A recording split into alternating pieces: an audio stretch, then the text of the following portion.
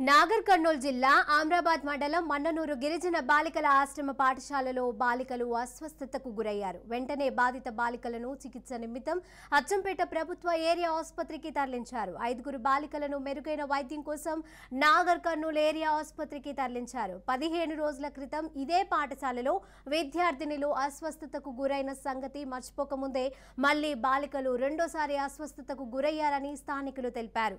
ఈ ఘటనలపై ఇప్పటికైనా సంబంధిత అధికారులు స్పందించి హాస్టల్పై పూర్తి స్థాయిలో పర్యవేక్షించి విద్యార్థినులకు ఎలాంటి ఇబ్బందులు తలెత్తకుండా చూడాలని తల్లిదండ్రులు కోరుతున్నారు. విద్యార్థుల ఆరోగ్య పరిస్థితి నిలకడగానే ఉందని ఆసుపత్రి సూపరింటెండెంట్ ప్రభు తెలిపారు.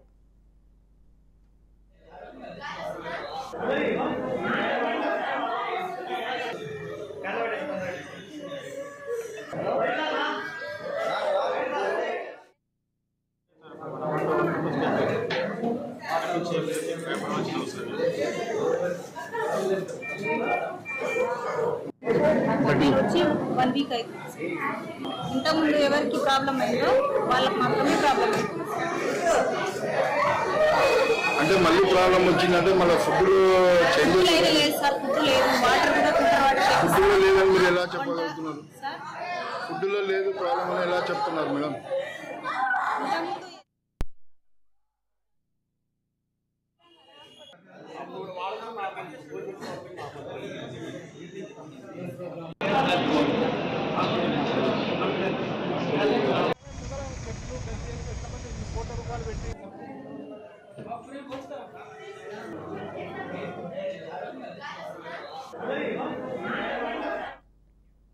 నాగర్ కర్నూల్ జిల్లా ఆమ్రాబాద్ మండలం మన్ననూరు గిరిజన బాలికల ఆశ్రమ పాఠశాలలో బాలికలు అస్వస్థతకు గురయ్యారు.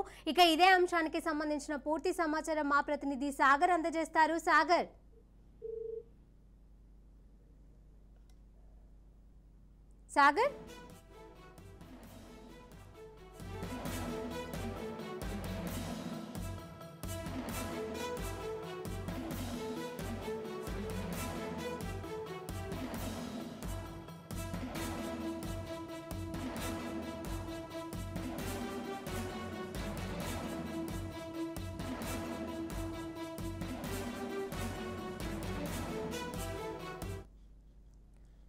సాగర్ నాగర్ కర్నూల్ జిల్లా ఆమ్రాబాద్ మండలంలో గిరిజన బాలికల ఆశ్రమ పాఠశాలలో బాలికలైతే అస్వస్థతకు గురయ్యారు. ఇప్పుడు వాళ్ళ పరిస్థితి ఏ విధంగా ఉంది? రైట్ శిరీష, అయితే గత నెల 14న నాగర్ కర్నూల్ జిల్లా అమ్రాబాద్ మండలం మన్ననూరు గ్రామంలో గల గిరిజన ఆశ్రమ పాఠశాలలో దాదాపుగా 200 మంది విద్యార్థినులకు అస్వస్థతకు గురైన విషయం రాష్ట్ర వ్యాప్తంగా కలకలం సృష్టించిన విషయం అందరికీ తెలిసిందే. అయితే ఈ విషయంపై కూడా హైకోర్టు సైతం పూర్తి స్థాయి నివేదిక అందించాలంటూ కూడా రాష్ట్ర ప్రభుత్వానికి సూచించిన విషయం కూడా విదితమే.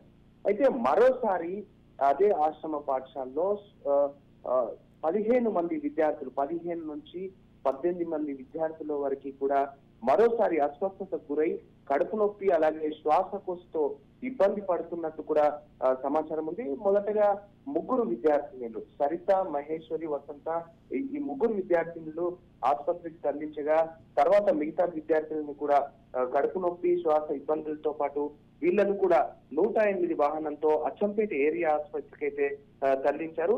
అయితే వెంటనే ఇక్కడ ప్రస్తుతానికి కూడా గతంలో అక్కడ పనిచేసిన వార్డెన్ సస్పెండ్ చేసిన ఘటన కూడా అయింది. అయితే ఇప్పుడు ఇన్ఛార్జ్ వార్డెన్ గా ఉన్న తిరుపతమ్మ ఆసుపత్రిలో వీళ్ళ బాగోగులు కూడా చూసుకుంటున్నారు ప్రస్తుతానికి. అయితే ఈ సందర్భంగా ఆసుపత్రి వైద్యులు మాత్రం విద్యార్థుల ఆరోగ్య పరిస్థితి అయితే నిలకడగానే ఉందంటూ కూడా చెప్పారు. మరికొంతమంది విద్యార్థులు కొంచెం అస్వస్థ ఎక్కువగా ఉండడంతో అందరినీ కూడా నాగర్ కర్నూల్ ఆసుపత్రికి కూడా తరలించిన విషయం అయితే తెలిసింది. అయితే మొత్తానికైతే మనం చూసుకుంటే కూడా ఈ అచ్చంపేటలో దాదాపుగా కూడా చాలా వరకు నెలకు 1 2 సార్లు ఇలాగా ఆశ్రమ విద్యార్థులకు ఫుడ్ పాయిజన్ అనేది అయితూనే ఉంది. ఇలాంటి ఘటనలు పునరావృతం అయితూనే ఉన్నాయైనా కూడా ఇక్కడ అధికారులు మాత్రం ఏం చేస్తున్నారు అనేది దాదాపుగా కూడా విద్యార్థుల తల్లిదండ్రులు అయితే ఒక ఆలోచన అయితే రేకెత్తిస్తుంది.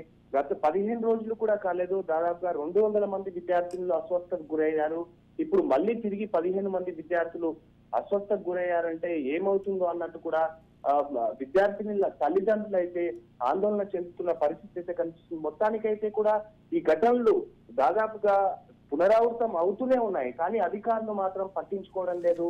అక్కడున్న వార్డెన్లను సస్పెండ్ చేసినా, అక్కడున్న ఉద్యోగులను సస్పెండ్ చేసినా కూడా ఈ ఘటనలు అయితే పునరావృతం అవుతున్నాయి. ఇది ఎక్కడ ఈ లోపమంతా కూడా ఎట్నుంచి అవుతుందని చెప్పేసి కూడా అధికారులు చూడాల్సిన పరిస్థితి ఉందంటూ కూడా ఇటు పేరెంట్స్ డిమాండ్ చేస్తున్న పరిస్థితి. మొత్తానికైతే ఇప్పటి వరకు ఇలాంటి ఘటనలు ఎన్ని పునరావృతం అవుతున్నా కూడా ఎందుకు అధికారులు పట్టించుకోవడం లేదు అని కూడా విద్యార్థుల తల్లిదండ్రులు ఒక ఆలోచనలు అయితే రేకెత్తిస్తున్న పరిస్థితి అయితే కనిపిస్తుంది. మొత్తానికి ఇప్పుడు వరకు అయితే విద్యార్థుల పరిస్థితి అయితే నిలకడగానే ఉంది, ఎటువంటి ఇబ్బందులు కూడా లేదంటూ కూడా వైద్యులు చెప్తున్న పరిస్థితి అయితే కనిపిస్తుంది. శిరీష, అలాగే సాగర్, అంటే 15 రోజుల వ్యవధిలోనే 2 సార్లు రిపీట్ అయ్యింది. దీనికి అధికారులు ఎందుకు చర్యలు చేపట్టలేకపోతున్నారు? వారి తల్లిదండ్రులు ఏమంటున్నారు? ఇప్పటికే అధికారులు కూడా అక్కడ గతంలో పనిచేసిన వార్డెన్ కూడా సస్పెండ్ చేశామంటూ కూడా అధికారులు చెప్పుకొస్తున్నారు. అయితే ఇది ఎక్కడ అంటే ఇటు కూరగాయలు తెచ్చే మార్గంలో ఏదైనా ఇబ్బందా, లేకపోతే ఫుడ్ వాటర్ నుంచి ఏదైనా ఇబ్బందా అంటూ కూడా అధికారులు ఈ రోజు పరిశీలిస్తున్న క్రమం అయితే కనిపిస్తుంది. దాదాపుగా కూడా విద్యార్థినుల తల్లిదండ్రులు అయితే ఇటువంటి ఘటనల పునరావృతం అయితే విద్యార్థులకు చాలా ఇబ్బందులు అవుతాయంటూ కూడా వాళ్ళు హెచ్చరిస్తున్న పరిస్థితి అయితే కనిపిస్తుంది. ఇప్పుడు అధికారులు ఎలాంటి చర్యలు తీసుకుంటారు అనేది వేచి చూడాల్సిన పరిస్థితి. గత 15 రోజుల క్రితమే దాదాపుగా 200 మంది విద్యార్థులు, ఇటు నేడు 15 మంది విద్యార్థులకు ఇలా ఇబ్బందులు కలగడంతో అధికారులు ఇటు నాగర్ కర్నూలు జిల్లా కలెక్టర్ కూడా ఇప్పటికే స్పందించిన పరిస్థితి అయితే కనిపిస్తుంది. Sirisha, right, thank you Sagar.